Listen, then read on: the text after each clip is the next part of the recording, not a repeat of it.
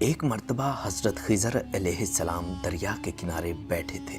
اتنے میں کسی سائل نے آ کر ان سے سوال کیا کہ میں آپ سے اللہ کے واسطے سوال کرتا ہوں، مجھے عنایت فرمائیے۔ یہ سن کر حضرت خضر علیہ السلام پر بے ہوشی طاری ہو گئی۔ جب کچھ ہوش آیا تو فرمانے لگے، بھائی میں تو صرف اپنی جان اور مال کا مالک ہوں، تم نے مجھ سے اللہ کے واسطے سوال کیا ہے، لہٰذا میں اپنی جان اور ذات تمہارے حوالے کرتا ہوں، تم جس طرح چاہو اس کو استعمال میں لاؤ، بازار میں فروخت کر کے اس کی قیمت سے فائدہ اٹھاؤ۔ چنانچہ سائل ان کو بازار لے گیا اور ایک شخص سہمہ بن ارکم کے ہاتھ ان کو فروخت کر دیا۔ یہ خریدار ان کو اپنے گھر لے گیا جس کی پشت پر اس کا ایک باغ تھا۔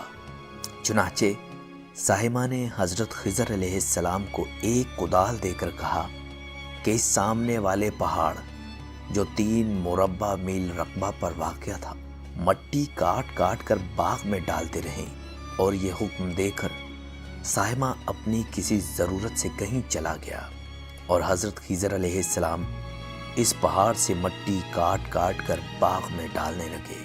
جب سہمہ واپس آیا تو اس نے گھر والوں سے دریافت کیا، تم نے غلام کو کھانا بھی کھلایا ہے یا نہیں؟ گھر والوں نے جواب دیا کہ ہمیں معلوم ہی نہیں غلام کہاں ہے۔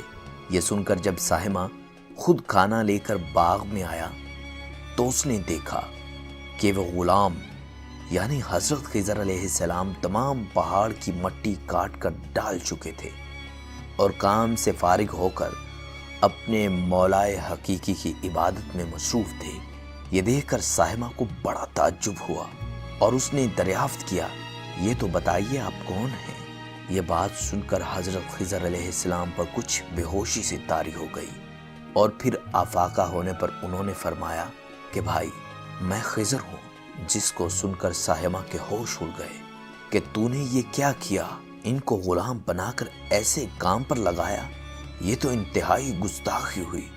پھر ہوش آنے پر سہمہ نے توبہ کی اور پروردگار سے عذر خواہی کے ساتھ حضرت خضر علیہ السلام کو آزاد کر دیا اور جناب باری میں عرض کیا کہ الہ العالمین مجھ سے اس کا مواخذہ نہ فرمائیے، کیونکہ میں جانتا نہیں تھا۔ اس کے بعد حضرت خضر علیہ السلام نے دعا فرمائی اور سجدہ شکر بجا لائے کہ اے میرے پروردگار، میں تیری ہی حق میں غلام بنا اور تیرے ہی حق میں آزاد ہوں، اس پر میں تیرا شکر گزار ہوں۔ بعد ازاں واپسی کی اجازت لے کر جب دریا پر آئے تو دیکھا ایک شخص کھڑا دعا مانگ رہا ہے کہ اے میرے رب، حضرت خضر علیہ السلام کو غلامی سے رہائی عطا فرما دے اور ان کی توبہ قبول فرما لے۔ حضرت خضر علیہ السلام نے یہ دیکھ کر اس شخص سے دریافت کیا کہ آخر تو کون ہے؟ تو اس شخص نے بتایا کہ میں شازون ہوں، آپ کون ہیں؟ انہوں نے فرمایا کہ میں خضر ہوں۔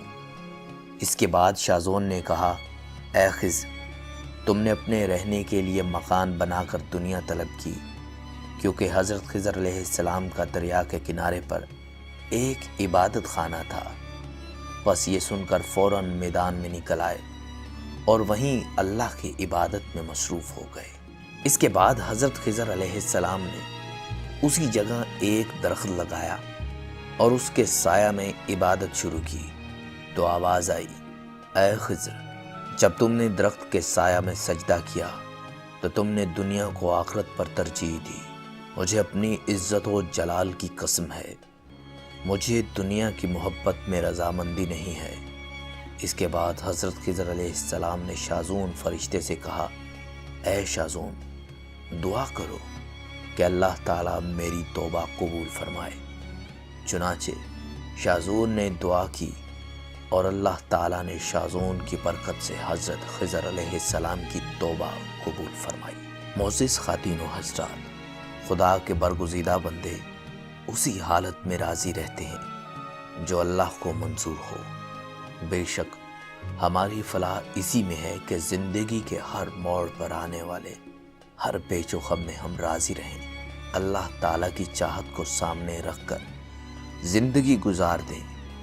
دعا ہے کہ اللہ تعالیٰ ہمیں اس واقعے سے سبق حاصل کر کے نیک بننے کی توفیق عطا فرمائے۔